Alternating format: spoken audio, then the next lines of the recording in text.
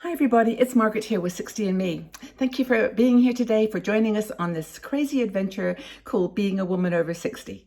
You know, this is the time of life where we're going through big shifts, and not only on a sort of global and local level, but just in our hearts. We're changing, we're thinking about the future and what's possible, what we can be doing with our lives as we get older. And I think that most women in our community who I've spoken to are looking for some kind of a reinvention, some kind of a transition into a lifestyle that they've maybe been putting on hold for a while. I mean, if you had a family, you kind of put their needs first, but now it's time, you're empty nesting, and it's time for you to start defining what's really important to you and what you want to do.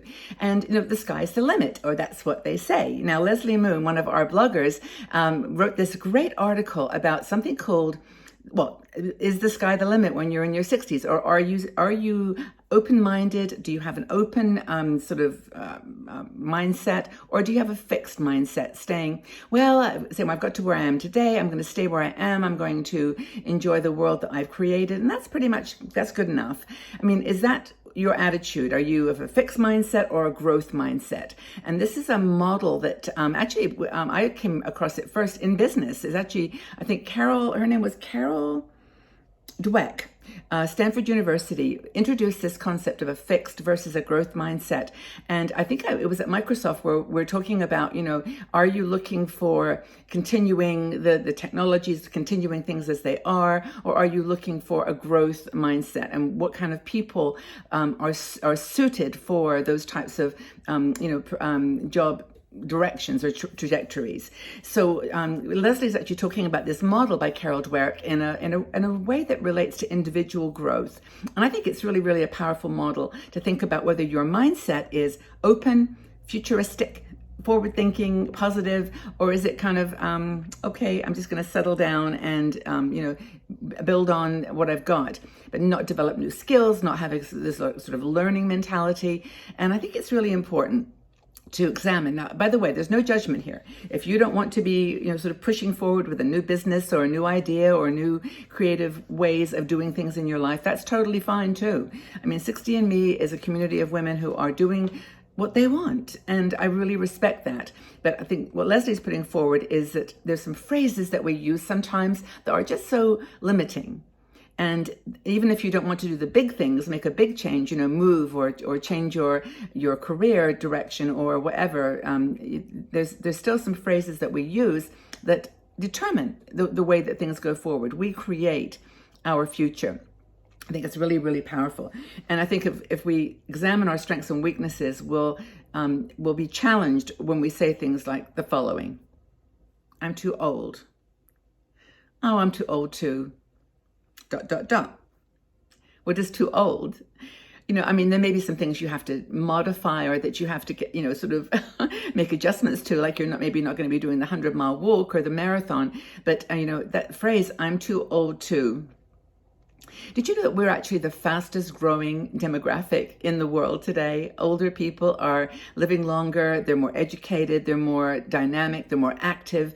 And I know a lot of times when I get emails from even women in their 50s, they say, Margaret, even some of the things you talk about, like they're not relevant to 60-year-old women. Like we're not there yet. Like we're still doing stuff. We're traveling, we're working, we're inventing, we're discovering. So how many years have you got left? Well, I don't know. I always think about this because I think you become more conscious of aging as you get older. But, the moment for our life to end has actually been by our side the whole time.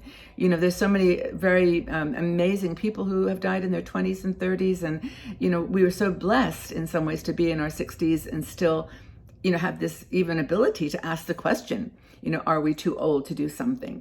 And so I think that for me, yes, we may think, okay, we have a more limited time, that, the odds are against us as we get older. Our bodies just cannot live forever, of course, but we've always been dealing with that. We just haven't, put it a focus. And why should we do that now?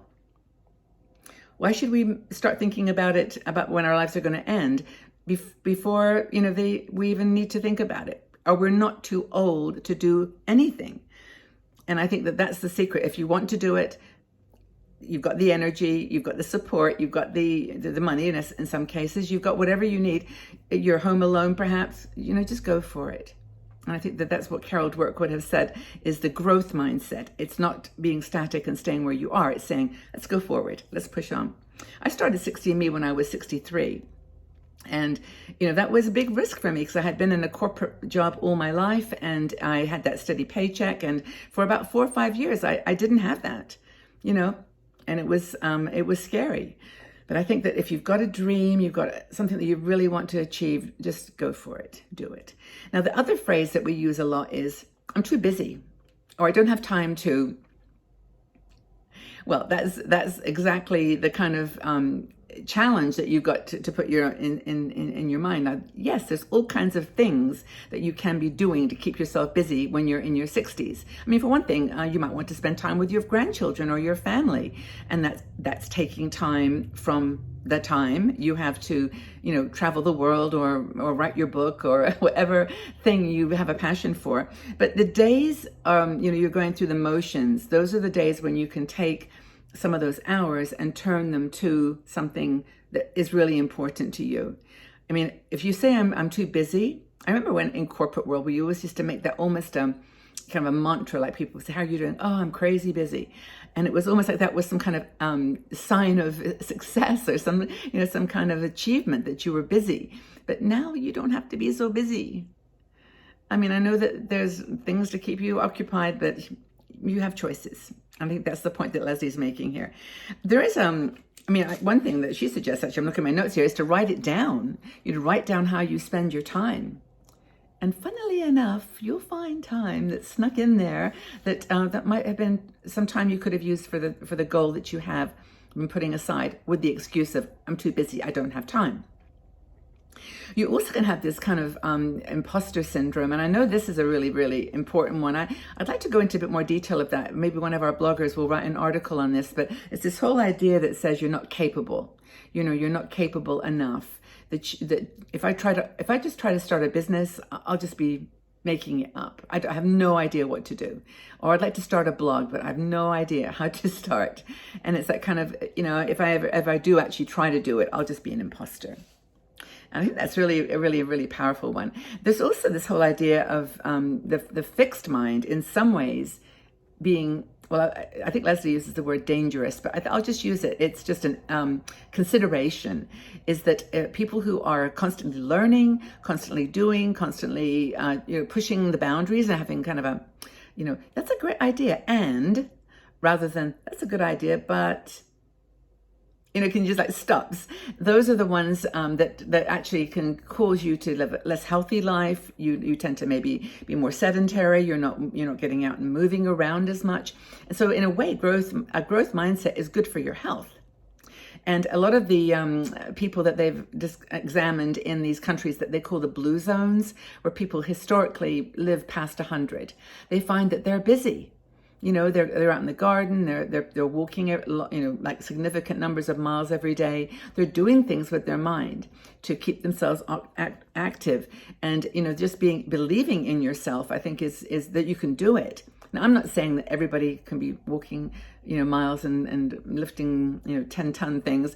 That's not what I mean. It's just an attitude, though, of pushing it as far as you can go within your own physical limitations. So do you have some of your growth mindset ideas that you'd like to share with us? Do you think you have a growth mindset? Are you always looking forward, or are you one of the people that's kind of in a fixed mindset and you're pretty satisfied and happy with just where you are? And that's okay too. If you do want to get into a growth mindset, however, what steps are you taking in order to do that? Now, if you have any need for support, I've got a suggestion that you might want to consider. We have a Patreon group at 60andMe, and this is our private group. We do exclusive videos, exclusive kind of motivational talks, and we also do live shows Mondays and Wednesdays. And these are live shows where we all get together, and we pretty much talk a lot about this growth mindset. Like, what are people doing? How are they getting involved in projects or passions? And having purpose is such an important element in your life. So if you want to join us on our supporters group, it's Patreon, patreon.com/60andme. And we'd love to have you join us. It's a really fun group of women who are I think mostly growth mindset people trying to build things, trying to build new businesses too. And we're helping each other with that as well. So it's a kind of cool group if you're interested in joining. But if not, just join the videos here. All the content for 60andMe is free on our website, Facebook, Twitter, everywhere. Instagram, it's 60andme_. That's our Instagram account. Not just 60andMe, it's 60andme_. Someone took the 60andMe. So if you end up on someone else's Instagram page, you'll recognize me.